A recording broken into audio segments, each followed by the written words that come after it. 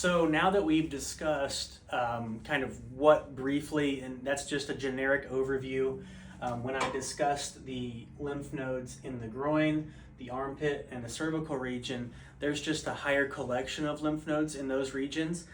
We have superficial lymph nodes that are sporadic along these vessels as well as in the trunk. We also have deep abdominal lymph nodes that are near our organs as well, and they help to collect from those areas. So this is just kind of a general overview of our superficial lymphatic system that helps to drain fluid from our extremities. Now, I want to talk briefly about kind of the management of, or the presentation after we've seen symptoms. Let's say we have had a mastectomy on our right side. If we've had a mastectomy, a lymph node dissection, radiation, now we've impacted some of these structures.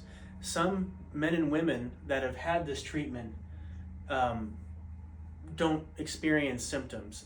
Some people do, or some people don't experience symptoms yet, but they want to be proactive in their health. There are things that a certified lymphedema therapist can provide to you in terms of education, resources, a better understanding of the potential risks that are involved when somebody has had these procedures done. So I really encourage people, discuss this with your oncologist.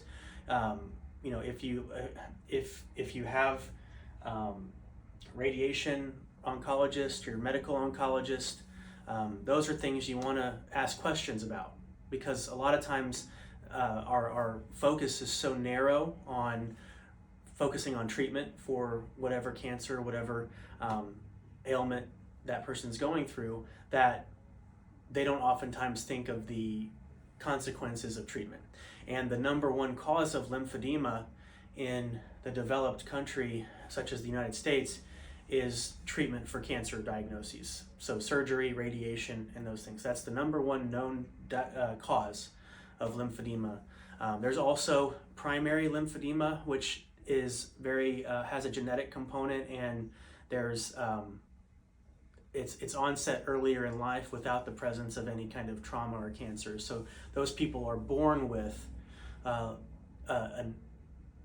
lack of equipment, so to speak, to be able to efficiently get and distribute that fluid. So they're fighting this battle long before somebody that develops it from a cancer diagnosis. Now let's talk about when that person comes into a physical therapist, occupational therapist, some cases a massage therapist that are certified. Typically, we're going to take measurements. We're going to take different equipment. Sometimes people have access to fancier equipment like a pyrometer, which is going to measure limb volume. Here at our office, we use a circumferential measurements of the extremity as well as the trunk to identify a baseline. And it's very helpful to have a baseline established, because that allows us to know that if that person comes back to us, what has changed. And if there has been an increase, is it associated with their diet, big changes in diet or habits, or has there been no change in diet and habits, and all of a sudden we're seeing this very dramatic increase in size? And if that's the case, we can be very proactive.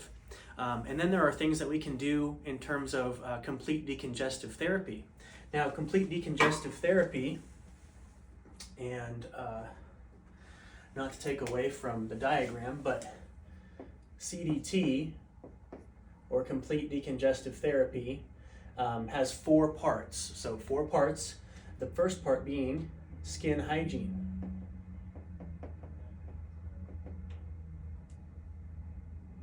Number 2 is massage. And in our case here, it's going to be MLD. 3, compression. And number 4 is exercise. Now, skin hygiene. This is, how well you're managing the quality of your skin. Lotion. Are you using lotion? Are you bathing regularly? Or if you are a larger person, are you checking skin folds? Are you checking areas that bacteria, fungus, things tend to develop? Because on a limb that has lymphedema, that can be very detrimental, and the person's at a greater risk of infection and bacterial as well as fungal.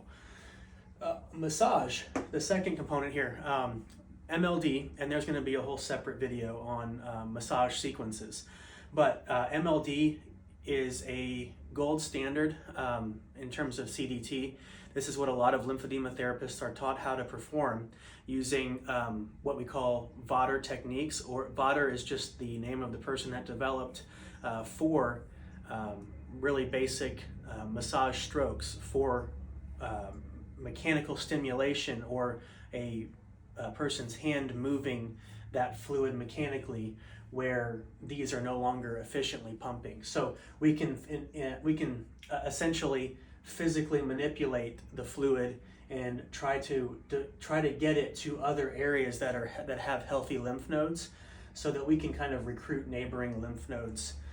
And so that massage is a very big component, and it's sometimes difficult to learn effectively in terms of pressure, direction, and it takes a lot of repetition. So really encourage people to get in touch with a certified lymphedema therapist to go through some of these things. Compression. If we are in an early stage, or maybe a pre-symptomatic stage, maybe a really light compression sleeve with certain activities will help promote that lymphatic system to clear that fluid out, so that person doesn't have a progression of those symptoms. But in a person that has really bad lymphedema, they may really require some multi-layered compression wrapping. And there's several videos that we've produced here that kind of give a brief overview of the multi-layer wrapping that occurs when you come in to get decongested therapy. And then the goal of decongestive therapy is to get that limb down to a reasonable level so that the person can wear a very maintaining compression sleeve, or a stocking garment if that's the case down low. And then the last component is exercise. Now, the exercise component is very essential with the use of compression. Your exercise, you're producing muscle pumping below the compression that you're wearing, and that muscle pumping, in addition with the compression, is so effective at driving fluid, and it works to get that fluid back to the core of the body. And that's the same case whenever somebody wears like a TED hose in the hospital to prevent blood clots. The compression is there to help keep that fluid moving so it doesn't develop a potential DVT in the leg.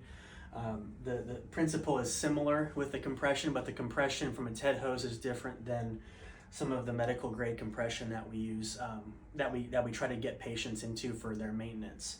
So that is a brief overview of what to expect from complete decongestive therapy from a physical therapist when a person comes in for evaluation for lymphedema.